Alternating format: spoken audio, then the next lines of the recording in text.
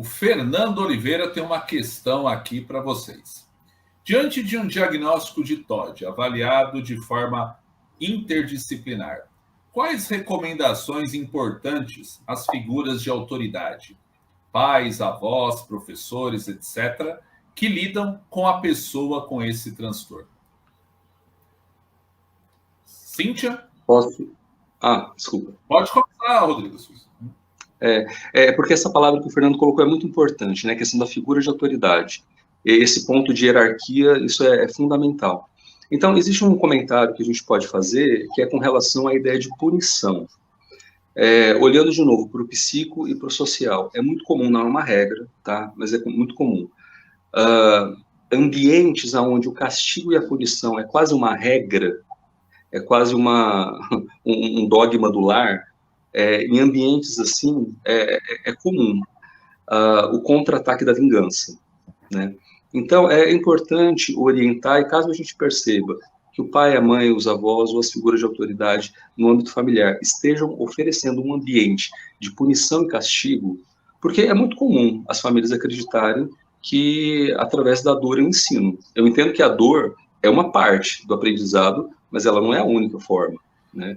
Então, mas muitas famílias têm essa pedagogia da dor como carro-chefe. Caso isso esteja acontecendo, eu preciso psicoeducar esse familiar, essa figura de autoridade, dizendo que quanto mais dor você oferecer, mais a criança vai contra-atacar com vingança.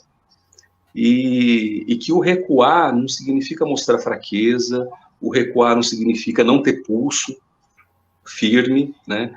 Mas significa ter uma estratégia, ter sabedoria de respeitar o tempo dessa criança, de lidar com a dor que ela está sentindo, né? Essa seria uma recomendação que eu penso que é importante. Cíntia Villani? Bom, Júlio, né, como foi dito aqui, a gente tem que lembrar que a terapia, né, ela é psicoeducativa, né? Então a gente trata, a gente previne, mas a gente também está ensinando. Então eu gosto muito de usar, né, aquela equação básica da TCC, que é só uma forma aí didática de ensinar que pensamento gera emoção e emoção gera um comportamento, né? Então o ato de vingar, né, que é o que deixa os pais mais assim, né, cansados, né, porque a questão de autoridade, como o Rodrigo falou, tá ali, né, a criança ou adolescente vai estar o tempo todo, porque é uma característica desse transtorno, mas a gente tem que levar o que vem um pouquinho antes, né, o que leva esse comportamento de vingança é uma emoção de raiva, é uma emoção de ressentimento. Então, o que os pais, os professores, os avós precisam, em primeiro lugar, colocar que não é algo pessoal, né? Não é a pessoinha lá, não tem nada contra você, a Maria ou o João. É a forma dele se manifestar no mundo e que a gente precisa ensinar ele comportamentos saudáveis, né? O que é o comportamento saudável? Cabe a esse pai, a essa mãe, em vez dessa crença muito brasileira, né, da punição, né, da palavra coercitiva, sentar com amor, com carinho e filho, olha, eu entendo que você está com raiva. Olha, filho, eu entendo que você está irritado, mas conta para a mamãe. Olha, conta para a professora. O que eu posso fazer para te ajudar? É o diálogo, porque muitas vezes a gente já chega cansado, né, do trabalho, dos compromissos que a gente tem. A criança ou adolescente está lá movida a laser, né? A gente nem fala mais 220, é movida a laser. E o que você mais quer fazer é aquela criança ficar quieta. E aí a gente vem com essas técnicas coercitivas e punitivas. E aí a gente tenta focar no comportamento, mas o comportamento é a superfície do problema, Júlia.